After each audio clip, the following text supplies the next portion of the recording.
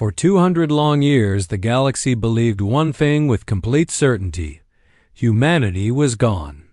Their worlds were cold, their cities silent.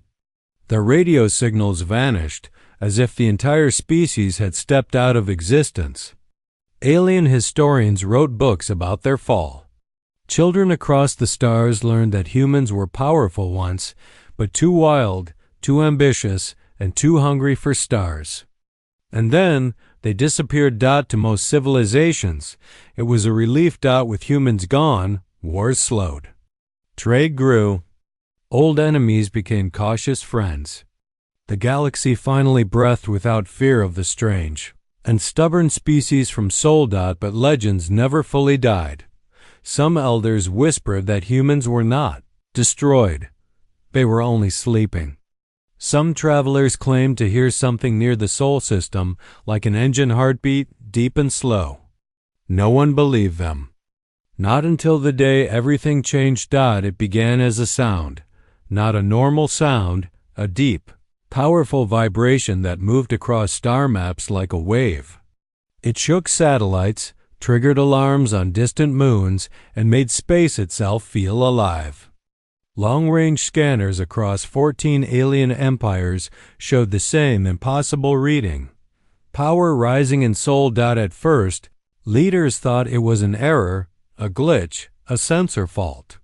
But then the signal grew stronger, clearer, louder, like something old was waking up after centuries of cold sleep. Across command rooms and war halls, confusion turned to fear. Screens displayed a star system that should be empty, but was now glowing with energy. Data analysts stared at their monitors. Speechless. Earth, dead Earth, was burning with power. Messages were exchanged between empires at lightning speed. Is it human? Impossible. Then who is it? No answer. Soon, fleets were prepared. Not to attack, at least not yet, but to watch. To understand. To see if the ghost of humanity truly stood up again. On the edge of the Orion trade route, a small scout outpost was the first to confirm visual contact. A single image was sent across the galaxy, a giant metallic ring around Earth, glowing like a newborn star. And another ring around Mars, larger, darker, pulsing like a heart. No one knew what these rings were. Warp gates? Weapons? Engines? Even experts could not explain how structures that size could exist unseen for centuries. The universe fell into silence, a deep, waiting silence. Then, in the dark corner of an alien council chamber, a historian stood up. Her voice shook, but her eyes were cold with truth. "This is no new empire," she said. "This is not an invader." She looked at the image again, at the rings, the light, the power. Humanity has returned. Across distant worlds, leaders froze. Soldiers gripped their weapons. Old fears crawled back from forgotten memories, because everyone knew one thing: if humans rise again, the stars will tremble, and the engines had only begun to breathe. The news spread like wildfire. Within hours, every major alien empire was in emergency session. Maps of the Sol system covered giant screens. Military fleets were moved. Scientists demanded answers. Nobody understood how Earth, quiet for 200 years, could suddenly glow with power equal to a newborn star. Some empires wanted peace. Some wanted to strike first. Most were simply afraid. A decision was made: send a fleet, not to attack, but to watch, to measure, to confirm if humans lived again. 600 ships moved toward Sol, slow, careful, silent. When they reached the edge of the system, they stopped like prey near a sleeping predator. No human ship came to greet them. No warning shots. No message. Just silence. But the readings were clear. The two metal rings around Earth and Mars were active, humming like giant engines.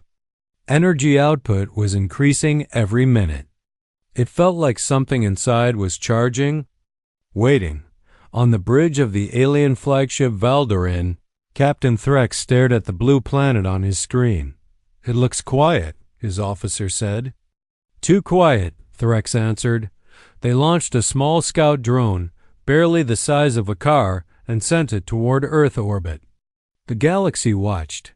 The drone crossed into Earth's range and disappeared. No explosion, no debris, no signal.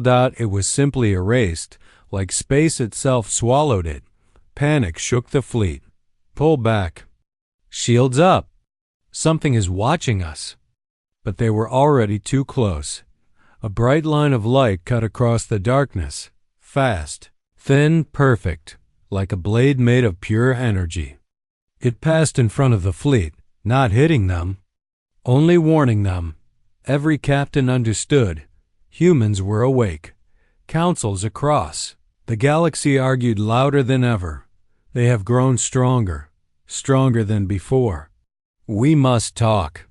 "No, we must attack first." But before any decision was made, something happened that froze every voice. A signal, calm, clear, human, cut into every alien communication system.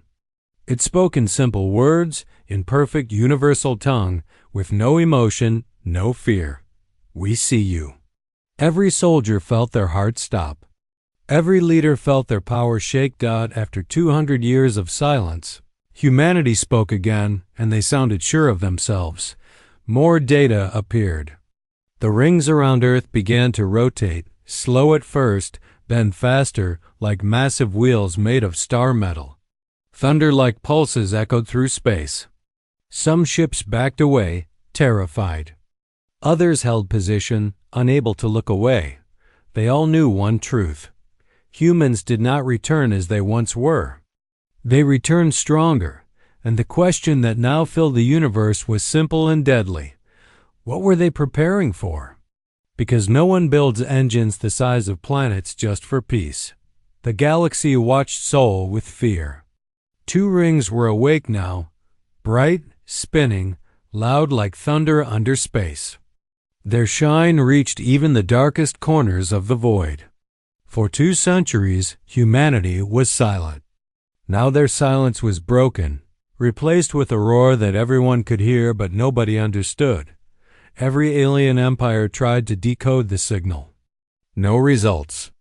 The energy was too strong, too unfamiliar. Then, at last, something moved.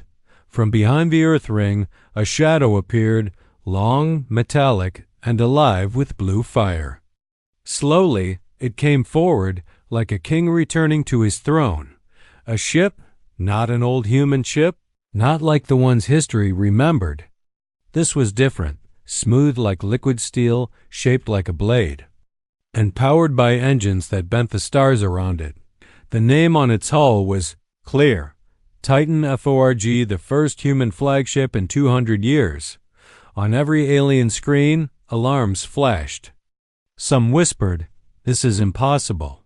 Others whispered, "This is the beginning." Inside Titan Forge, humanity was not the same as before. They were stronger. Their bodies enhanced, their minds linked to quantum AI systems. No more slow thinking. No more soft decisions. This new humanity thought like a network. Thousands of minds connected. Focused, cold, and fast. Commander Atria Kane stood at the bridge, her eyes silver with neural interface light. She did not smile. She did not fear. She simply looked at the alien fleet outside her world. A single command left her lips. Activate graviton engines. The rings around Earth and Mars exploded with power. Space rippled like water under wind. The alien fleet shook. Their shields trembled. Sensors failed. Navigation bent. Humans had built engines not for travel, but to control gravity itself. Atria sent a broadcast across every ship watching them. "We do not come as conquerors. We come as survivors." Her voice was steady, not angry, not soft, just final. "We remember the wars. We remember the betrayal. We remember who fired first." The alien fleets felt shame. Old alliances shifted. History was breaking open. Atria continued, "We will not kneel. We will not ask. We will rise, and any hand raised against us will burn." The words traveled like lightning through the galaxy. Some leaders shook with rage. Some armies prepared for war. Some young civilizations whispered with hope. Humanity was no longer a story of the past. They were a threat. A promise. A storm. But peace did not last. From the alien side, one ship, desperate, afraid, fired a missile. It streaked across space like a spark toward dry forest. Humans did not run. They did not shield. The Titan forge simply opened its side and swallowed the missile whole. Then it returned it. Faster. The alien destroyer exploded into white fire. One ship. One shot. One warning. The galaxy understood. Humanity had returned, and they were ready for war. Silence filled the battlefield after the human fleet disabled the ancient satellites. Not a single alien leader spoke. Not a single empire dared to breathe. Everyone in the galaxy was watching the same shocking truth. The small fleet they mocked had just defeated ancient technology with perfect precision. But humiliation does strange things to powerful empires. And the Imperials were the proudest empire of all. Their commanders, still drifting helplessly in dark space, refused to accept defeat. Even with their ships dead, their engines cold, and their systems blind, they searched for a way to strike back. Inside the Imperial flagship, a furious commander slammed his fist on the console. "We cannot let humans win," he shouted. "They are 20 ships." "We are thousands," his second officer whispered. "Sir, our ships are disabled," but the commander growled. "Then we reactivate them, I do not care how, using emergency core systems." The Imperials forced their ships back online. Engines flickered weakly. Weapons glitching, shields half-formed. Their fleet was wounded, but not broken. And wounded pride was the most dangerous thing in the galaxy. The Imperials aimed every weapon they had at the human fleet. Energy cannons, plasma batteries, missile launchers, railguns. Thousands of weapons locked onto 20 targets. Rian saw the readings and felt his heart drop. "Captain, they are preparing a full strike." Mirahale did not panic. She had expected this. "Activate counter-AI," she said calmly. Her crew obeyed instantly. Human counter-AI systems were something the galaxy had never seen. They were built to slip into enemy fire control networks like a ghost, to rewrite battle code faster than any alien computer could track. As the Imperials fired their massive attack, something impossible happened. Every weapon shut down at the same time. Missile bays froze, cannons went dark, railguns powered off. Thousands of weapons from hundreds of ships all died in one silent moment. Across the galaxy, entire nations gasped. "What did the humans do?" someone whispered on the broadcast. "How can 20 ships disable 1,000 warship volley?" another said. But the answer was simple. Humanity had created technology designed not to destroy but to control. The Imperial commander slammed his fists again. "This cannot be happening," he screamed. But the truth was clear. Their massive fleet was nothing now. A giant body with no brain, no strength, no chance. Desperate. The commander tried one last move. He aimed the entire flagship toward the human command ship horizon. He planned to ram it at full speed. If he could not win, he would try to take the humans down with him. Ryan shouted, "Captain, they are coming straight at us." The Imperial flagship grew larger in the view screen. A burning giant dragging all its remaining power into one final attack. Mira looked at it without fear. "Activate the gravity bow," she ordered. The humans had kept the system hidden until now. It was a gravitational weapon so advanced that the galaxy believed it was only theory. But humanity had built it, and now Mira was using it. The space in front of the horizon rippled like bending glass. A focused gravitational field formed in front of the human ship. The Imperial flagship flew straight into it and froze, stopped completely.